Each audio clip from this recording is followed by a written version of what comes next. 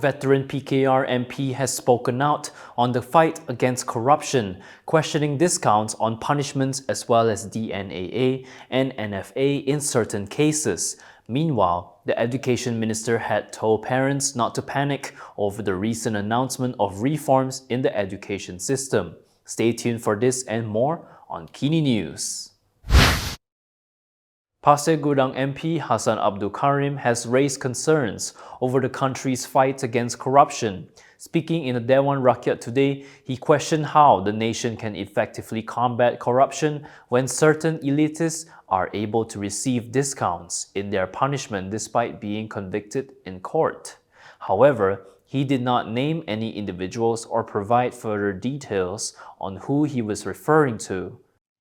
Kemudian Kebawah yang di-Pertuan Agong menyatakan amalan rasuah ini mesti diperangi secara besar-besaran. Ini memang seruan yang betul daripada raja kita. Kalau baginda tak bercakap, siapa lagi yang nak bercakap? Tapi tuanku, ampunkan Patik bercakap di sini. Bagaimana kita nak perangi secara besar-besaran rasuah ini? Jika ada elit-elit tertentu dalam negara kita, pemimpin-pemimpin besar di negara kita telah didapati bersalah oleh mahkamah, tapi dia bagi diskaun kemudian itu. Ini kesilapan. Saya tidak kata kesilapan, something wrong dalam bahasa Inggeris katakan. Dalam satu segi kita nak perang habis-habisan, dalam satu segi kita lepaskan dengan diskaun. Hassan also criticized the authorities' alleged double standards when investigating and prosecuting corruption suspects, especially in cases that involve pro-government politicians.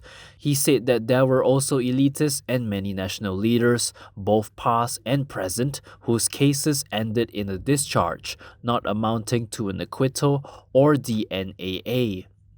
He added that some were even granted NFA or no further action. Hassan also said that he sympathized with Malaysian Anti-Corruption Commission officers who have been working hard to investigate such cases. MACC has frozen more than 15 million ringgit in 55 bank accounts as part of the money laundering probe involving conglomerate IJM Corporation Berhad. Berita Harian quoted sources as saying that the accounts had been frozen yesterday following raids by the anti-graft agency at properties linked to IJM. The Malay Daily reported that these 4 locations included offices and private residences belonging to the construction firm. The raids, which are part of Ops Heart, are part of MACC's investigation into allegations of a 2.5 billion ringgit money laundering scheme involving the conglomerate. Yesterday, MACC Chief Azam Baki said that 9 individuals, including 2 persons of interest, gave their statements at the MACC headquarters. Sources from the commission revealed that the persons of interest include a member of the company's top management with the title Tan Sri and a company advisor. Meanwhile, Berita Harian quoted sources as saying that the raids followed MACC's questioning of 2 of IJM's high-ranking officials. The source reportedly said the investigation involves looking into the firm's corporate governance, procurement procedures, financial transactions, and ownership of assets in other countries. It stated that 55 bank accounts linked to the company and several individuals worth a total of 15.8 million ringgit were frozen following the raids. From now on, you can also listen to KiniNews on Spotify and Apple Podcasts. Scan the QR code on the screen to follow us. Education Minister Fadlina Siddiq has advised parents to not panic regarding the entry of 6-year-olds into Year 1 in 2027. She said this is as only those who are truly ready and pass a special assessment will be selected. Fadlina stated that the readiness of children is the most important factor and said that her ministry will carry out diagnostic tests on various criteria, including the child's psycho-emotional state. She added that parents should remain calm and see this as a reform in the education system. She said that is why they are starting with it being optional and stressed that it is not mandatory. However, she said even with this option, parents cannot make the decision freely as it must be based on the child's readiness. Faldina also addresses concerns on infrastructure, saying that the Education Ministry is identifying schools that are ready with the necessary classrooms. She said if classrooms are insufficient, they are prepared to build them using the industrialized building system, which can be completed quickly. She added that her ministry will allocate teachers to meet the requirements, with teachers needing to be equipped with the skills to handle 6-year-olds entering Year 1. Yesterday, Prime Minister Anwar Ibrahim had announced that starting in 2027, 6-year-olds may enter Year 1 as part of the implementation of the Malaysian Education Blueprint 2026 to 2035. However, this will be optional and dependent on the parents' decision. The Executive Committee of the Football Association of Malaysia is expected to tender its resignation in an effort to safeguard the future of Malaysian football. The mass resignation comes amid a credibility crisis engulfing the FAM over a citizenship scandal in which 7 foreign-born footballers were granted Malaysian citizenship under the guise of having long-lost local heritage. According to the New Straits Times, the resignations could take place as early as next week in what has been described as a strategic retreat.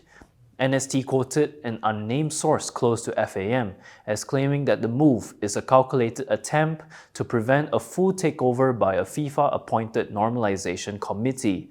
The report stated that via this strategy, the FAM's current leadership aims to initiate an internal cleansing process to allow for a temporary committee to oversee a fresh extraordinary election Congress. The source was quoted as saying that the goal is to show FIFA and the Asian Football Confederation that FAM is capable of self-correction. The source added that if the EXCO stays and a suspension is imposed, FAM loses all control. By resigning now, they are effectively hitting the reset button on their own terms. The decision was reportedly made following a meeting held 2 weeks ago. NST said a press conference to announce the transition is expected on January 28. Previously, the Asian Football Confederation warned that any FIFA suspension would have serious consequences, including Malaysia's national teams and clubs being barred from international competitions. If you like the stories we produce, consider supporting us by subscribing to Malaysia Kini. Click the link in the description below or scan the QR code on your screen to subscribe. 5 Perikatan Nasional MPs had filed an originating summons to challenge the Malaysia-US agreement on reciprocal tariffs as they deem it unconstitutional, null and void. The originating summons was filed on January 19th at the Kuala Lumpur High Court. Court documents cited by Malaysia Kini showed that the MPs had named Prime Minister Anwar Ibrahim, the Attorney General, and the government as the first to third defendants. The 5 MPs are Rosul Wahid, Fatul Huzir Ayub, Mas Imriyati Samsudin, and Abdul Khalid Abdullah. In the originating summons application, the MPs are seeking several court declarations, including that Anwar had no constitutional authority to bind the Federation to the trade deal.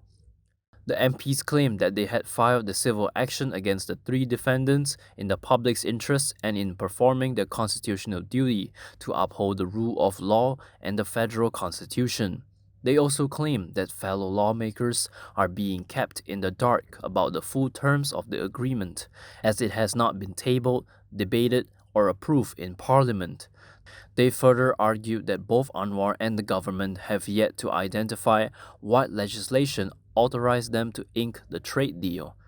They also claimed that Anwar had acted alone or upon the advice of the AG, even though the government had no constitutional authority to unilaterally commit the Federation to the trade deal in the absence of proper constitutional authorization. Perikatan Nasional has reportedly approved MIC's application to join the coalition. 3 Bersatu and PN sources confirmed this to Malaysia Kini. According to the sources, the decision was reached during a PN Supreme Council meeting held on December 9th last year. During the meeting, they said then PN chairperson Muhyiddin Yassin gave a lengthy explanation regarding a letter submitted by the MIC leadership and a meeting with MIC leaders. The source claimed that Muhyiddin emphasized on the importance of MIC and other parties in strengthening the coalition's machinery ahead of the upcoming election.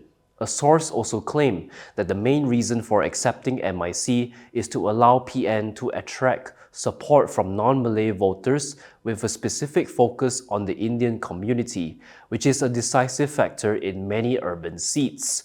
The source added that the meeting agreed to accept MIC as a component party despite opposition from the Malaysian Indian People's Party. Malaysia Kini has contacted MIPP leaders for comment but received no response. Previously, it was reported that Muhyiddin claimed MIC had applied to join PN. However, MIC denied making any application to join the opposition coalition, saying that letters sent to PN was not an official application but was intended to obtain preliminary information before the party made any decision. And that is all from me today. For more stories, you can go to kinitv.com. You can also follow us on Instagram, X, YouTube, and Facebook for the latest news updates. I'm John. Thanks for watching.